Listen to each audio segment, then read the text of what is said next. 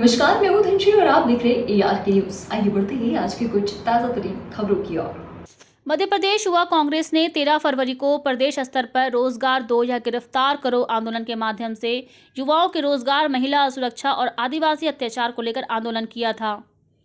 प्रदेश अध्यक्ष एवं झाबुआ विधायक डॉक्टर विक्रांत भूरिया ने मीडिया को संबोधित करते हुए कहा कि सरकार प्रदेश के युवाओं के भविष्य के साथ निरंतर खिलवाड़ कर रही है। सरकार योजनाबद्ध तरीके से युवाओं के हक का मर्दन कर रही है। सरकार ने पहले सेवानिवृत्ति की आयु 58 से 60 वर्ष की, कुछ वर्षों बाद उसे बढ़ाकर 62 वर्ष कर दिया और अब सरकार इसे 65 वर्ष करने जा रही है, जिसका सीधा असर 5 लाख रोजगार पर पड़ेगा। 5 लाख कर्मचारी जो सेवानिवृत्ति होते हैं उससे नए रोजगार का सृजन होता और जिनकी पदोन्नति होती है वह भी बाधित हुई। सरकार के रवैये से युवाओं की मानसिक क्षति हो रही है, जिसका हम निरंतर विरोध करते रहेंगे। अभी मैं और मेरे दोनों साथी युवा कांग्रेस के प्रदेश उपाध्यक्ष कुलदीप शर्मा एवं व्यवहारी विधानसभा अध्यक्ष पुष्पेंद्र पटेल 3 दिन तक जेल में रहे हैं, लेकिन हम आगे भी निरंतर लड़ने के लिए तैयार हैं। डॉक्टर भूरिया ने बताया कि पटवारी भर्ती में सरकार पूर्णतः लिपापोती करने का काम कर रही है। हमारे प्रदेश स्तरीय आंदोलन को देखकर सरकार ने जल्दबाजी में पटवारी भर्ती में चयनित अभ्यर्थियों को नियुक्ति पत्र देने की प्रक्रिया शुरू करने हेतु पत्र जारी किया है, लेकिन पटवारी भर्ती पूर्णतः भ्रष्टाचार में लिप्त है, इसलिए हम इसकी स्पष्ट जांच की मांग कर रहे हैं। जरा कल्पना कीजिए कि एक ऐसा युवा जिसको ये जानकारी नहीं कि प्रदेश में कितने जिले हैं, वो परीक्षा का टॉपर कैसे हो सकता है। यूथ कांग्रेस के और कांग्रेस दोनों के अकाउंट सीज हुए थे, उसके बाद बंद कर दिया। ये बताते हैं कि कितने घबराए हुए हैं। देखिए, तानाशाह जब जब घबराता है तो इस तरह की हरकत करता है, और देश में जिस तरह से तानाशाही स्थापित हो रही है हम सब देख रहे हैं।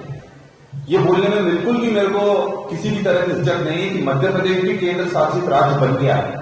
कोई भी निर्णय मध्य प्रदेश का मध्य प्रदेश में नहीं होता है, दिल्ली से जब तक की लाइन नहीं आती है।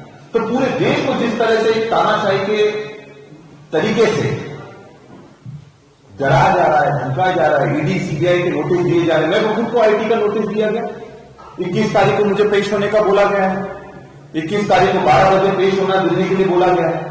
तो ये डराने की कोशिश कर रहे हैं। जो मुद्दे उठाएगा, जो लड़ाई लड़ेगा, जो जमीन पर संघर्ष करेगा, उसको किसी भी तरह डराओ, धमकाओ। अगर उसको डरा नहीं पा रहे हो तो उसके पैसे के दम पर उसको जेल भेजो।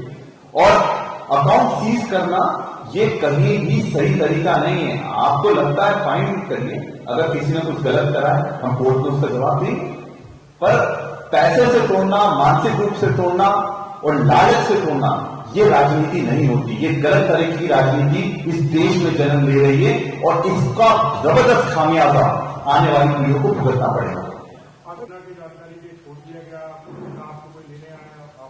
ये अपने आप में बड़ा सवाल है कि इतनी डर क्यों था।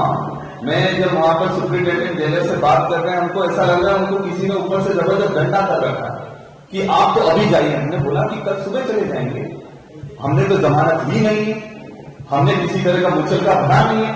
फिर उन्हें किस आधार पर आप जेल से बाहर कर रहे हैं? तो उन्होंने बोला नहीं, अभी आपको आदेश हो गए, हमने साइन कर दिया, हमने सब कर दिया, आपको बाहर जाना है। पहली बार ये नियम नहीं कहता, मैं एक जनप्रतिनिधि हूं, MLA हूं, प्रोटोकॉल है, तो कम से कम मुझे मेरे लोगों को तो सूचित करने का अवसर देना था। वहां ऐसी स्थिति बन गई कि मुझे जेल से बाहर कर दिया, वहां कोई लेने के लिए नहीं।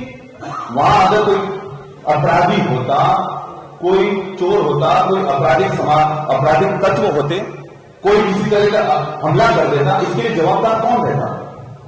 मैं अकेला अपने 2 साथियों के साथ वहां बाहर खड़ा।